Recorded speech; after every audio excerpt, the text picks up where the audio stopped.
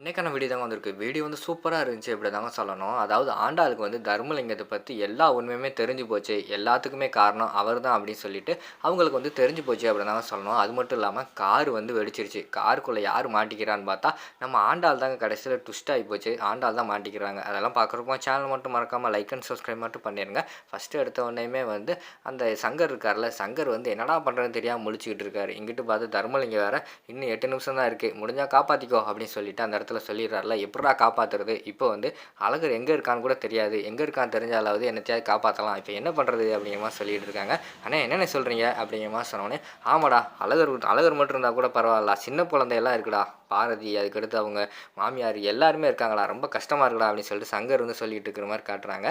அண்ணே அப்பனா இப்போ கல்யாணம் முடிஞ்சான்ல அந்த பையனும் கூட தான் இருக்கானா? அப்படிங்கிற மாரி கேட்டவொடனே அப்பதான் சங்கருக்கு வந்து ஒரு ஐடியா தோணுது. ஏய் ஆமாடா அவனும் வந்து அந்த வண்டியில தான் போயிருக்கான்னு சொல்லிட்டு சொன்னாங்கடா. உடனே வந்து அந்த பையன் நம்பரையாவது வாங்கணும்டா. அந்த பையன் எந்த ஊர்றா? அப்படிங்கிற மாரி கேட்டவொடனே அவர் வந்து சொல்றாரு, அண்ணே பக்கத்து ஊர் தானே எனக்கு தெரிஞ்சவங்க கூட இருக்காங்க அப்படிங்கிற மாரி சொல்றாங்க. டேய் உடனே அவங்களுக்கு கால் பண்ணி அந்த பையனோட நம்பர் வாங்குடா அப்படிங்கிற மாரி சொன்னோனே, இந்தா வாங்கிடுறேனே அப்படின்னு சொல்லிட்டு உடனே அவங்களுக்கு தெரிஞ்ச ஒரு அக்காக்கு கால் பண்ணுறாங்க. கால் பண்ணிட்டு நம்ம பவித்ரா அவங்க ஹஸ்பண்ட் இருக்காங்கல்ல, அவங்களோட நம்பர் வந்து வாங்கிடுறாங்க. நம்பர் வாங்கினோனே டக்குன்னு வந்து டேய் அவனுக்கு கால் பண்ணுறா அப்படிங்கிற மாரி வந்து சங்கர் வந்து சொல்கிறாங்க. சரின்னு சொல்லிட்டு கால் பண்ணுறாங்க.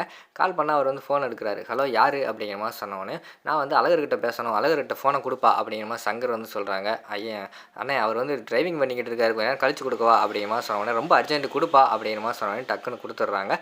குடுத்தோனே, அண்ணே சொல்லுங்கண்ணே யாருண்ணே? அப்படிங்கிற மாரி கேட்காங்க. சங்கர் அப்படிங்கிற மாரி சொல்கிறாங்க. அண்ணே நீங்க தானா? சொல்லுங்கண்ணே அப்படிங்கிற மாரி சொன்னோனே, தம்பி உடனே வந்து அந்த வண்டியிலேருந்து இறங்கி ஓடுப்பா அப்படிங்கிற மாரி வந்து அந்த இடத்துல வந்து சங்கர் வந்து சொல்லிக்கிட்டு இருக்காரு. அண்ணே என்னண்ணே சொல்லிக்கிட்டு இருக்கீங்க? எதுக்காக இறங்கி ஓட சொல்கிறீங்க? என்ன பிரச்சனை? அப்படிங்கிற மாரி கேட்காங்க. டேய் நீ இருக்கிற வண்டியில் பாம்பு இருக்குடா இறங்கி ஓடுறா அப்படிங்கிற மாரி சொன்னோனே தடபுடலாக வந்து வண்டி ஒரு ஓரத்தில் ஓரம் கட்டிட்டு இறங்கி எல்லாருமே தெரிச்சு போய் ஒரு ஓரத்தில் போய் நின்றுக்கிட்டு இருக்கிற மாதிரி தான் காட்டிக்கிட்டு இருக்காங்க. பின்னாடியே பார்த்தா நம்ம இவங்களும் வந்துக்கிட்டு இருக்காங்க. ஆண்டாளு தர்மலிங்கம் எல்லாருமே வந்து காரில் வந்துக்கிட்டு இருக்கிற மாதிரி தான் காட்டிக்கிட்டு இருக்காங்க. வரும்போது பார்த்தா ஆண்டாள் வந்து பார்க்காங்க. அப்பா அப்பா அங்கே பாருங்கப்பா ரோட்டில் இறங்கி நின்றுட்டு இருக்காங்க. எதுவும் பிரச்சனையா என்னன்னு தெரியல. வண்டி நிப்பாட்டுப்பா அப்படிங்கிற மாதிரி சொன்னோடனே சரின்னு சொல்லிட்டு அவங்களும் வண்டியை நிப்பாட்டுறாங்க. நிப்பாட்டி இறங்கி போய் பார்த்தா அங்கனக்குள்ளே வந்து நம்ம அழகர் வந்து பயங்கரமான கோவத்தில் இருக்கார். தர்மலிங்கம் வந்து பின்னாடியே இறங்கி வராரு. அவரை பார்த்தோன்னே கையை வாங்கி அடிக்க போயிடுறாரு. ஏய் நீ எல்லாம் மனுஷனாயா? என்னையா இப்படி ஒரு பிறவி பிறந்திருக்க? அப்படி இப்படின்னு சொல்லிட்டு திட்ட ஆரம்பிச்சிடுறாரு. டேய் நிப்பாட்றா எதுக்கு எடுத்தாலும் வந்து எங்கள் அப்பாவே திட்டிக்கிட்டு இருக்க. உனக்கு என்னதான்டா பிரச்சனை? எங்கள் அப்பா இந்த ஃபங்க்ஷனுக்கு வந்தால் தான் பிரச்சனையா? அப்படி இப்படின்னு சொல்லிட்டு ஆண்டாள் வந்து கேட்க ஆரம்பிச்சிடுறாங்க. ஏய் என்ன பண்ணான்னு சொல்லிட்டு உங்கள் அப்பான்ட்டே கேளுடி அப்படிங்கிற மாதிரி சொல்கிறாங்க. அப்பா என்னப்பா சொல்லிக்கிட்டு இருக்காங்க இவங்க? நீ எதுவும் தப்பு பண்ணியா? அப்படிங்கிற மாதிரி கேட்டாலே அவர் திருன்னு முழிக்காரு. ஏய் இங்கே பாரு எங்கள் அப்பாவுக்கு பதிலாக நான் பேசுகிறேன். அவர் எந்த தப்புமே பண்ணியிருக்க மாட்டார். எனக்கு வந்து நம்பிக்கை இருக்குது. ஃபஸ்ட்டு கோவப்பட்டவர் தான். அது வந்து எனக்கு தெரியும் தப்பு பண்ணார். ஆனால் இப்போ வந்து அவர் எந்த தப்புமே பண்ணலை சரியா? அவர் மேலே தேவையில்லாமல் வந்து பழியெல்லாம் போட்டுக்கிட்டு இருக்காதீங்க அப்படிங்கிற மாதிரி சொல்லிக்கிட்டு இருக்கிற மாதிரி காட்டுறாங்க. ஏய் உங்கள் அப்பன் அந்த காரில் பாம்பு வச்சுருக்காண்டி இப்போ நீ நம்ப மாட்டியா? அப்படின்னு சொல்லிட்டு அவங்க அம்மா வந்து சொல்லிக்கிட்டு இருக்காங்க. லட்சுமி என்னது எங்கள் அப்பாவா? பாம்பு வச்சுருக்காரா? அப்படிலாம் இருக்கிறதுக்கு வாய்ப்பே கிடையாது. எங்கள் அப்பா வந்து அந்த மாதிரி பண்ணுற ஆளே கிடையாது அப்படிங்கிற மாதிரி சொல்லிகிட்டு இருக்காங்க.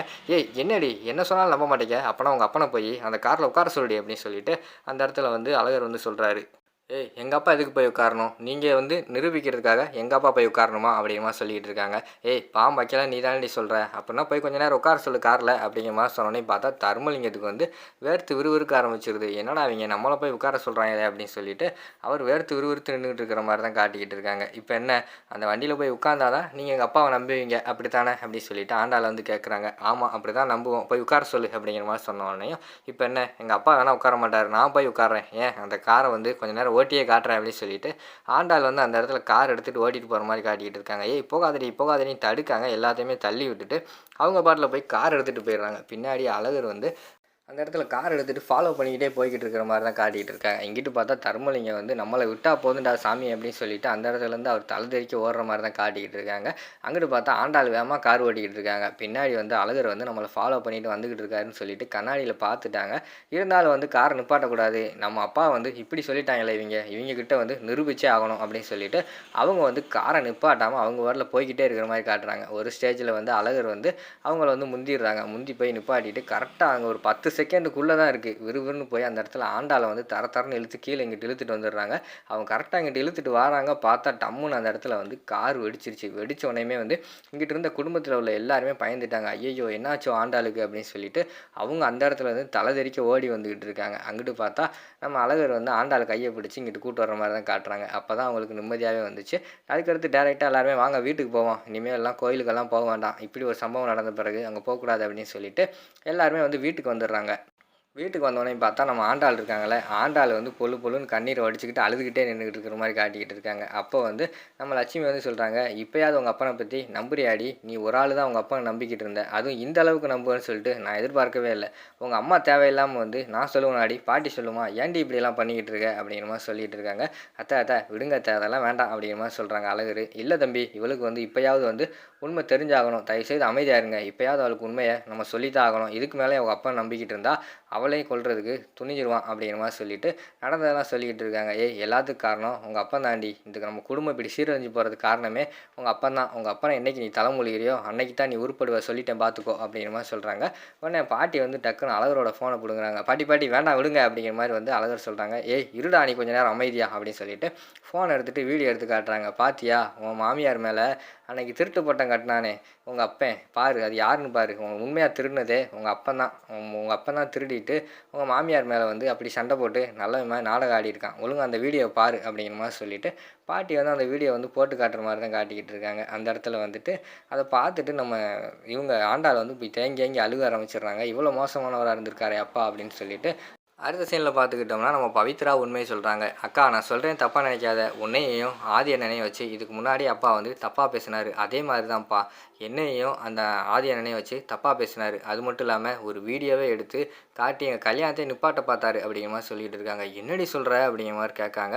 ஆமாக்கா உண்மையாகவே வந்து அப்பா ரொம்ப கெட்டவர் தான். வேறு யார் நமக்கு பிடிக்காதவங்க இந்த மாதிரி பண்ணியிருந்தா கூட நம்ம மேலே கோபத்தில் விரோதத்தில் ஏதாவது பண்ணிட்டாங்க அப்படின்னு சொல்லிட்டு நம்ம வந்து கண்டுக்காமல் விட்டுடலாம். ஆனால் நம்மளை பெற்றவரே வந்து எங்கள் பொண்ணு வந்து கெட்டவ, அடுத்தவங்க கூட இருக்கா அப்படி இப்படின்னு சொல்லிட்டு தப்பாக சொல்கிறதெல்லாம் எந்த ஊர்லக்கா நடக்கும், இங்கே தான்க்கா நடக்குது, அப்பா அவ்வளோ மோசமானவர் அப்படிங்கிற மாதிரி சொல்லிகிட்டு இருக்காங்க.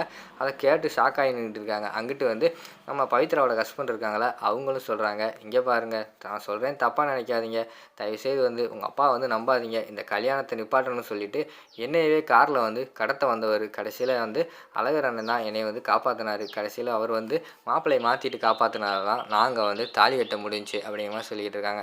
ஒன்றும் பேச வேண்டாம் போங்க அப்படின்னு சொல்லிட்டு அழகர் வந்து அந்த இடத்துல வந்து அவங்கள அனுப்பிவிடுற மாதிரி தான் காட்டுறாங்க.